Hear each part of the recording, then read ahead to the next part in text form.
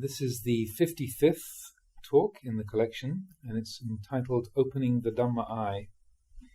And this was originally published in Taste of Freedom, and it was a talk given at Wat Pah Pong to the Assembly of Monks and Novices in October of 1968. So this is one of the earlier ones that was recorded.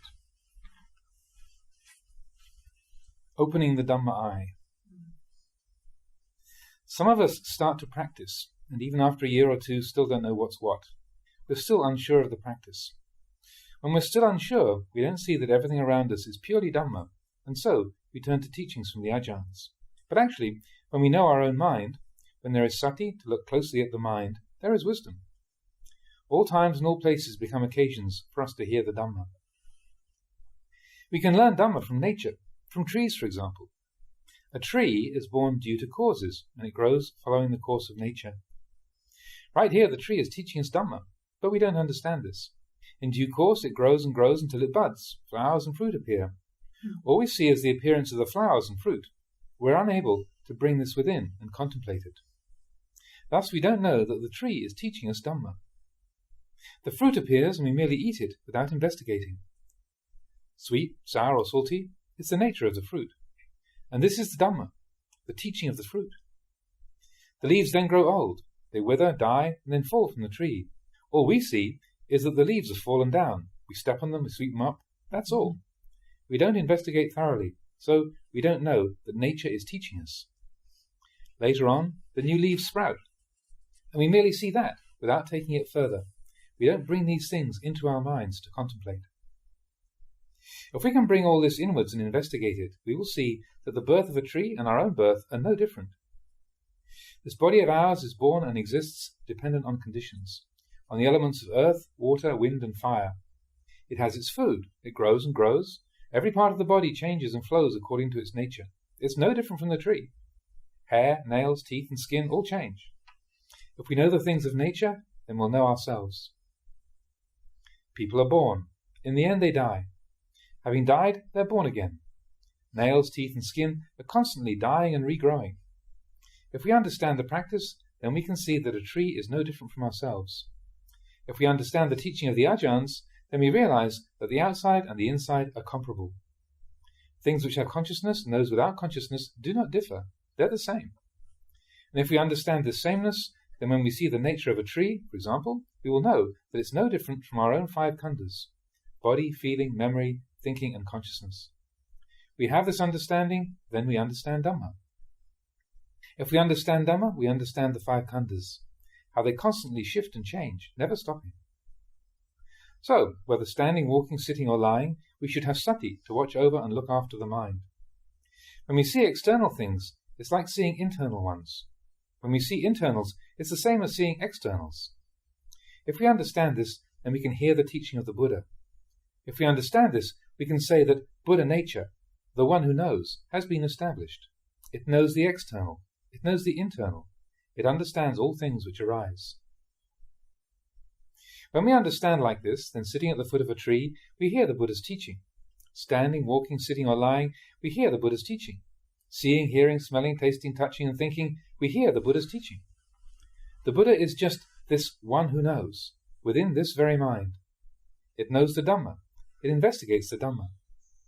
It's not that the Buddha who lived so long ago comes to talk to us, but this Buddha nature, the one who knows, arises. The mind becomes illuminated. If we establish the Buddha within our mind, then we see everything, we contemplate everything as no different from ourselves. We see the different animals, trees, mountains and vines as no different from ourselves. We see poor people and rich people. They're no different from us. Black people and white people, no different. They all have the same characteristics. One who understands like this is content wherever he is. He listens to the Buddha's teaching at all times. If we don't understand this, then even if we spend all our time listening to the teachings from the Ajahns, we still won't understand their meaning. The Buddha said that enlightenment of the Dhamma is just knowing nature. Nature here refers to all things, mental and physical, not just trees, animals, etc. The reality which is all around us, the nature which is right here. If we don't understand this nature, we experience disappointment and joy. We get lost in moods, giving rise to sorrow and regret. Getting lost in mental objects is getting lost in nature. When we get lost in nature, then we don't know Dhamma. The Enlightened One merely pointed out this nature. Having arisen, all things change and die. Things we make, such as plates, bowls, and dishes, all have the same characteristic. A bowl is moulded into being due to a cause, man's impulse to create, and as we use it, it gets old, breaks up, and disappears. Trees, mountains, and vines are the same, right up to animals and people. When Ajahn Chah, the first disciple, heard the Buddha's teaching for the first time, the realization he had was nothing very complicated. He simply saw that whatever thing is born, that thing must change and grow old as a natural condition, and eventually it must die. Ajahn Chah had never thought of this before, or, if he had, it wasn't thoroughly clear, so he hadn't yet let go. He still clung to the khandhas. As he sat mindfully listening to the Buddha's discourse, Buddha nature arose in him. He received a sort of Dhamma transmission, which was the knowledge that all conditioned things are impermanent. Anything which is born must have aging and death as a natural result. This feeling was different from anything he'd ever known before. He truly realized his mind, and so Buddha arose within him. At that time the Buddha declared that Ajahn Chah had received the eye of Dhamma. What is it that this eye of Dhamma sees? This eye sees that whatever is born has aging and death as a natural result. Whatever is born, quote-unquote, means everything, whether material or immaterial. It all comes under this whatever is born. It refers to all of nature. Like this body, for instance. It's born and then proceeds to extinction. When it's small, it dies from smallness to youth. After a while, it dies from youth and becomes middle-aged. Then it goes on to die from middle age and reaches old age. Then finally reaches the end. Trees, mountains, and vines all have this characteristic. So, the vision or understanding of the one who knows clearly entered the mind of Ajahn Chah as he sat there. This knowledge of whatever is born became deeply embedded in his mind, enabling him to uproot attachment to the body. This attachment was sakkaya ditthi. This means that he didn't take the body to be a self or a being. He didn't see it in terms of he or me. He didn't cling to it. He saw it clearly, thus uprooting sakkaya ditthi. And then vicikicca, doubt, was destroyed. Having uprooted attachment to the body, he didn't doubt his realization. Silapata paramasa, which means attachment to rite and rituals, was also uprooted. His practice became firm and straight. Even if his body was in pain or fever, he didn't grasp it. He didn't doubt. He didn't doubt because he had uprooted clinging. This grasping of the body is called silapata paramasa. When one uproots the view of the body as being the self, grasping and doubt are finished with. When this view of the body as the self arises within the mind, grasping and doubt begin right there. So as the Buddha expounded the Dhamma, Ajahn Chah opened the eye of Dhamma. This eye is just the one who knows clearly. It sees things differently. It sees this very nature. Seeing nature clearly, clinging is uprooted, and the one who knows is born. Previously he knew, but he still had clinging. You could say that he knew the Dhamma, but he still hadn't seen it. Or he'd seen the Dhamma, but still wasn't one with it. At this time the Buddha said, Kandanya knows. What did he know? He knew nature. Usually we get lost in nature, as with this body of ours. Earth, water, fire, and wind come together to make this body. It's an aspect of nature, a material object we can see with the eye. It exists depending on food, growing and changing, until finally it reaches extinction. Coming inwards, that which watches over the body is consciousness, just this one who knows, this single awareness. If it receives through the eye, it's called seeing. If it receives through the ear, it's called hearing. Through the nose, it's called smelling. Through the tongue, tasting. Through the body, touching. And through the mind, thinking. This consciousness is just one, but when it functions at different places, we call it different things. Through the eye, we call it one thing. Through the ear, we call it another. But whether it functions at the eye, ear, nose, tongue, body, or mind, it's just one awareness. Following the scriptures, we call it the 6 consciousnesses. But in reality, there is only one consciousness arising at these 6 different bases. There are 6 doors, but a single awareness, which is this very mind. This mind is capable of knowing the truth of nature. If the mind still has obstructions, then we say it knows through ignorance. It knows wrongly, and it sees wrongly. Knowing wrongly and seeing wrongly, or knowing and seeing rightly, is just a single awareness. We call it wrong view and right view, but it's just one thing. Right and wrong both arise from this one place. When there is wrong knowledge, we say that ignorance conceals the truth.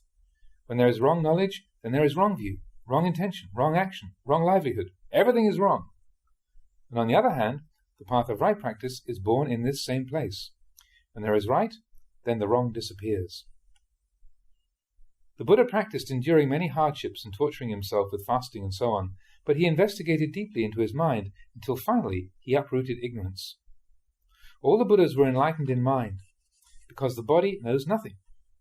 You can let it eat or not. It doesn't matter. It can die at any time. The Buddhas all practiced with the mind. They were enlightened in mind. The Buddha, having contemplated his mind, gave up the two extremes of practice, indulgence in pleasure and indulgence in pain. And in his first discourse he expounded the middle way between these two. But we hear his teaching, and it grates against our desires. We're infatuated with pleasure and comfort, infatuated with happiness, thinking we're good, we're fine. This is indulgence in pleasure. It's not the right path. Dissatisfaction, displeasure, dislike and anger, this is indulgence in pain. These are the extreme ways which one on the path of practice should avoid. These ways are simply the happiness and unhappiness which arise. The one on the path is this very mind, the one who knows. If a good mood arises, we cling to it as good. This is indulgence in pleasure. If an unpleasant mood arises, we cling to it through dislike. This is indulgence in pain. These are the wrong paths. They aren't the ways of a meditator. They're the ways of the worldly, those who look for fun and happiness and shun unpleasantness and suffering. The wise know the wrong paths, but they relinquish them, they give them up. They are unmoved by pleasure and pain, happiness and suffering. These things arise, but those who know them don't cling to them. They let them go according to their nature. This is right view. When one knows this fully, then there's liberation. Happiness and unhappiness have no meaning for an enlightened one. The Buddha said that the enlightened ones were far from defilements. This doesn't mean that they ran away from defilements. They didn't run away anywhere. Defilements were there. He compared it to a lotus leaf in a pond of water. The leaf and the water exist together. They're in contact, but the leaf doesn't become damp. The water is like defilements, and the lotus leaf is the enlightened mind. The mind of one who practices is the same. It doesn't run away anywhere. It stays right there. Good, evil, happiness and unhappiness, right and wrong arise, and he knows them all. The meditator simply knows them. They don't enter his mind. That is, he has no clinging. He's simply the experiencer. To say he simply experiences is our common language. In the language of Dhamma, we say he lets his mind follow the middle way. These activities of happiness, unhappiness, and so on are constantly arising because they are characteristics of the world. The Buddha was enlightened in the world. He contemplated the world. If he hadn't contemplated the world, if he hadn't seen the world, he couldn't have risen above it. The Buddha's enlightenment was simply enlightenment of this very world. The world was still there. Gain and loss, praise and criticism, fame and disrepute, happiness and unhappiness were all still there. If there weren't these things, there would be nothing to become enlightened to. What he knew was just the world, that which surrounds the hearts of people. If people follow these things, seeking praise and fame, gain and happiness, and trying to avoid their opposites, they sink under the weight of the world. Gain and loss, praise and criticism, fame and disrepute, happiness and unhappiness, this is the world. The person who's lost in the world has no path of escape. The world overwhelms him. This world follows the law of Dhamma, so we call it worldly Dhamma. He who lives within the worldly Dhamma is called a worldly being. He lives surrounded by confusion. Therefore the Buddha taught us to develop the path. We can divide it up into morality, concentration and wisdom. One should develop them to completion. This is the path of practice which destroys the world. Where is this world? It's just in the minds of beings infatuated with it. The action of clinging to praise, gain, fame, happiness and unhappiness is called the world. When these things are there in the mind, then the world arises. The worldly being is born. The world is born because of desire. Desire is the birthplace of all worlds. To put an end to desire is to put an end to the world. Our practice of morality, concentration and wisdom is otherwise called the Eightfold Path. This Eightfold Path and the Eight Worldly Dhammas are a pair. How is it that they're a pair? If we speak according to the scriptures, we say that gain and loss, praise and criticism, fame and disrepute, happiness and unhappiness are the 8 worldly Dhammas. Right view, right intention, right speech, right action, right livelihood, right effort, right mindfulness and right concentration, this is the Eightfold Path. These 2 eightfold ways exist in the same place. The 8 worldly Dhammas are right here in this very mind, with the one who knows. But this one who knows has obstructions, so it knows wrongly, and thus becomes the world. It's just this one who knows, no other. The Buddha nature has not yet arisen in this mind. It has not yet extracted itself from the world. The mind like this is the world. When we practice the path, when we train our body and speech, it's all done in that very same mind. It's in the same place, so they see each other. The path sees the world. If we practice with this mind of ours, we encounter this clinging to praise, fame, pleasure and happiness, and we see the attachment to the world. The Buddha said, "You should know the world. It dazzles like a king's royal carriage. Fools are entranced, but the wise are not deceived." It's not that he wanted us to go all over the world, looking at everything, studying everything about it. He simply wanted us to watch this mind which attaches to the world. When the Buddha told us to look at the world, he didn't want us to get stuck in it. He wanted us to investigate it, because the world is born just in this mind. Sitting in the shade of a tree, you can look at the world. When there is desire, the world comes into being right there. Wanting is the birthplace of the world. To extinguish wanting is to extinguish the world. When we sit in meditation, we want the mind to become peaceful, but it's not peaceful. Why is this? We don't want to think, but we think. It's like a person who goes to sit on an ant's nest. The ants just keep on biting him.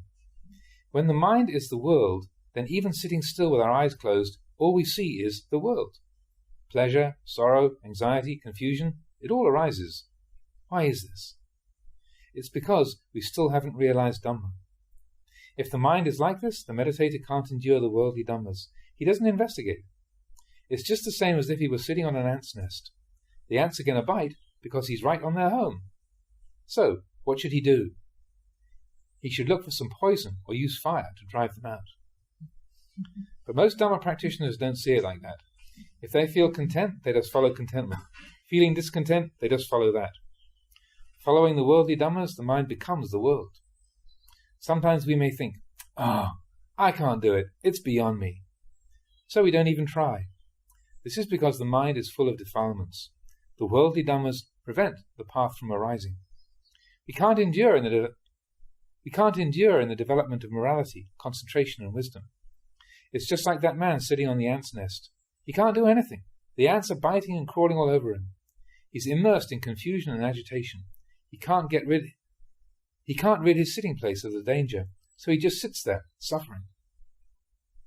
So it is with our practice. The worldly Dhammas exist in the minds of worldly beings. When those beings wish to find peace, the worldly Dhammas arise right there. When the mind is ignorant, there is only darkness. When knowledge arises, the mind is illumined, because ignorance and knowledge are born in the same place. When ignorance has arisen, knowledge can't enter, because the mind has accepted ignorance. When knowledge has arisen, ignorance cannot stay. So the Buddha exhorted his disciples to practice with the mind, because the world is born in this mind. The 8 worldly Dhammas are there. The Eightfold Path, that is, investigation through calm and insight meditation, our diligent effort and the wisdom we develop, all these things loosen the grip of the world. Attachment, aversion and delusion become lighter, and being lighter, we know them as such. If we experience fame, material gain, praise, happiness or suffering, we're aware of it. We must know these things before we can transcend the world, because the world is within us. When we're free of these things, it's just like leaving a house. When we enter a house, what sort of feeling do we have? We feel that we've come through the door and entered the house. When we leave the house, we feel that we've left it. We come into the bright sunlight. It's not dark like it was inside. The action of the mind entering the worldly Dhammas is like entering the house. The mind which has destroyed the worldly Dhammas is like one who has left the house. So the Dhamma practitioner must become one who witnesses the Dhamma for himself. He knows for himself whether the worldly Dhammas have left or not, whether or not the path has been developed. When the path has been well developed, it purges the worldly dhammas. It becomes stronger and stronger. Right view grows as wrong view decreases, until finally the path destroys defilements. Either that, or defilements will destroy the path. Right view and wrong view. There are only these two ways. Wrong view has its tricks as well, you know. It has its wisdom, but it's wisdom that's misguided. The meditator who begins to develop the path experiences a separation. Eventually, it's as if he is two people, one in the world and the other on the path. They divide, they pull apart. Whenever he's investigating, there's this separation, and it continues on and on until the mind reaches insight. Vipassana. Or maybe it's vipassanu. That's a pun on vipassana upakilesa, the corruption of insight. Maybe it's vipassanu. Having tried to establish wholesome results in our practice, seeing them, we attach to them. This type of clinging comes from our wanting to get something from the practice. This is vipassanu, the wisdom of defilements, i.e., defiled wisdom.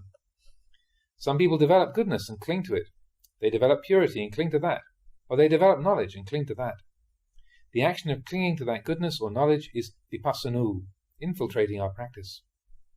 So when you develop vipassana, be careful. Watch out for vipassanu, because they're so close that sometimes you can't tell them apart. But with right view, we can see them both clearly. If it's vipassanu, there'll be suffering arising at times as a result. If it's really vipassana, there's no suffering. There's peace. Both happiness and unhappiness are silenced. This you can see for yourself. This practice requires endurance. Some people, when they come to practice, don't want to be bothered by anything. They don't want friction. But there's friction, the same as before. We must try to find an end to friction through friction itself. So, if there's friction in your practice, then it's right. If there's no friction, it's not right. You just eat and sleep as much as you want. When you want to go anywhere or say anything, you just follow your desires. The teaching of the Buddha grates. The supramundane goes against the worldly. Right view opposes wrong view. Purity opposes impurity. The teaching grates against our desires. There's a story in the scriptures about the Buddha before he was enlightened. At that time, having received a plate of rice, he floated that plate on a stream of water, determining in his mind, if I am to be enlightened, may this plate float against the current of the water. And the plate floated upstream. That plate was the Buddha's right view, or the Buddha nature that he became awakened to. It didn't follow the desires of ordinary beings. It floated against the flow of his mind. It was contrary in every way. These days, in the same way, the Buddha's teaching is contrary to our hearts. People want to indulge in greed and hatred, but the Buddha won't let them. They want to be deluded, but the Buddha destroys delusion. So the mind of the Buddha is contrary to that of worldly beings. The world calls the body beautiful. He says, it's not beautiful. They say the body belongs to us. He says, not so. They say it's substantial. He says, it's not. Right view is above the world. Worldly beings merely follow the flow of the stream. Continuing on, when the Buddha rose from that spot, he received 8 handfuls of grass from a Brahmin. The real meaning of this is that the 8 handfuls of grass were the 8 worldly dhammas: gain and loss, praise and criticism, fame and disrepute, happiness and unhappiness. The Buddha, having received this grass, determined to sit on it and enter samadhi. The action of sitting on the grass was itself samadhi. That is, his mind was above the worldly dhammas, subduing the world until it realized the transcendent. The worldly dhammas became like refuse for him. They lost all meaning. He sat over them, but they didn't obstruct his mind in any way. Demons came to try and overcome him, but he just sat there in samadhi, subduing the world, until finally he became enlightened to the Dhamma and completely defeated Mara. That is, he defeated the world. So the practice of developing the path is that which kills defilements. People these days have little faith. Having practiced a year or two, they want to get there. They want to go fast. They don't consider that the Buddha, our teacher, had left home a full 6 years before he became enlightened. This is why we have, quote, freedom from dependence, unquote. A junior monk is expected to take dependence, that is, he lives under the guidance of a teacher for at least 5 years. According to the scriptures, a monk must have at least 5 reigns before he is considered able to live on his own. By this time he has studied and practiced sufficiently. He has adequate knowledge. He has faith. His conduct is good. I say someone who practices for 5 years is competent, but he must really practice, not just hanging out in the ropes for 5 years. He must really look after the practice, really do it.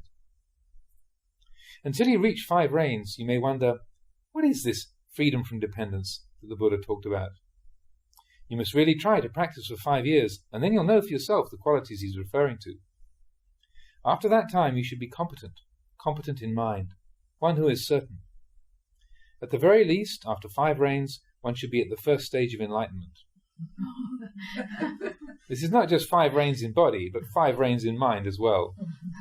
That monk has fear of blame, a sense of shame and modesty. He doesn't dare do wrong, either in front of people or behind their backs, in the light or in the dark. Why not? Because he's reached the Buddha, the one who knows. He takes refuge in the Buddha, the Dhamma and the Sangha. To depend truly on the Buddha, the Dhamma and the Sangha, we must see the Buddha. What use would it be to take refuge without knowing the Buddha? If we don't yet know the Buddha, the Dhamma and the Sangha, our taking refuge in them is just an act of body and speech. The mind still hasn't reached them. Once the mind reaches them, we know what the Buddha, the Dhamma and the Sangha are like. Then we can really take refuge in them, because these things arise in our minds. Wherever we are, we'll have the Buddha, the Dhamma and the Sangha within us. One who is like this doesn't dare commit evil acts. This is why we say that one who has reached the first stage of enlightenment will no longer be born in the woeful states. His mind is certain. He's entered the stream. There is no doubt for him. If he doesn't reach full enlightenment today, it'll certainly be sometime in the future. He may do wrong, but not enough to send him to hell. That is, he doesn't regress to evil bodily and verbal actions. He's incapable of it. So we say that person has entered the noble birth. He cannot return. This is something you should see and know for yourselves in this very life. These days, those of us who still have doubts about the practice hear these things and say, "Oh, how can I do that?" Sometimes we feel happy, sometimes troubled, pleased or displeased. For what reason? Because we don't know Dhamma. What Dhamma? Just the Dhamma of nature, the reality around us, the body and the mind. The Buddha said, don't cling to the 5 khandhas, let them go, give them up. Why can't we let them go? Because we don't see them or know them fully. We see them as ourselves. We see ourselves in the khandhas. We see happiness and suffering as ourselves. We see ourselves in happiness and suffering. We can't separate ourselves from them. That means we can't see Dhamma. We can't see nature. Happiness, unhappiness, pleasure and sadness, none of them is us, but we take them to be so. These things come into contact with us, and we see a lump of atta, or self. Wherever there is self, there you will find happiness, unhappiness, and everything else. So the Buddha said to destroy this lump of self. That is, destroy sakkaya ditthi. When atta, self, is destroyed, anatta, not self, naturally arises. We take nature to be us and ourselves to be nature, so we don't know nature truly. If it's good, we laugh with it. If it's bad, we cry over it. But nature is simply sankhara. As we say in the chanting, te sangupasamo sukho, pacifying the sankhara is real happiness. How do we pacify them? We simply remove clinging and see them as they really are. So, there is truth in this world. Trees, mountains and vines all live according to their own truth. They are born and die following their nature. It's just we people who aren't true. We see it and make a fuss over it. But nature is impassive. It is just as it is. We laugh, we cry, we kill. But nature remains in truth. It is truth. No matter how happy or sad we are, this body just follows its own nature. It's born, it grows up and ages, changing and getting older all the time. It follows nature in this way, and whoever takes the body to be himself and carries it around with him will suffer. So Anya Kandanya recognized this whatever is born in everything, be it material or immaterial. His view of the world changed. He saw the truth. Having got up from his sitting place, he took that truth with him. The activity of birth and death continued, but he simply looked on. Happiness and unhappiness were arising and passing away, but he merely noted them. His mind was constant. He no longer fell into the woeful states. He didn't get overpleased or unduly upset about these things. His mind was firmly established in the activity of contemplation. There. Anya Kandanya had received the eye of Dhamma. He saw nature, what we call sankhara, according to the truth. Wisdom is that which knows the truth of sankhara. This is the mind which knows and sees Dhamma, the mind which has surrendered. Until we have seen the Dhamma, we must have patience and restraint. We must endure. We must renounce. We must cultivate diligence and endurance. Why must we cultivate diligence? Because we're lazy. Why must we develop endurance? Because we don't endure. That's the way it is.